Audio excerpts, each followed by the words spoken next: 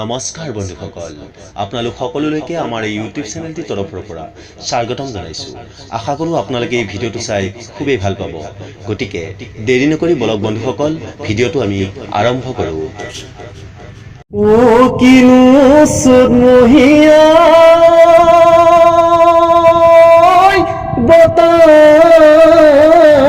ছাতি মাৰিলে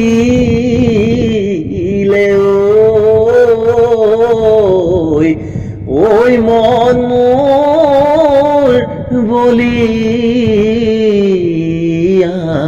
কৰে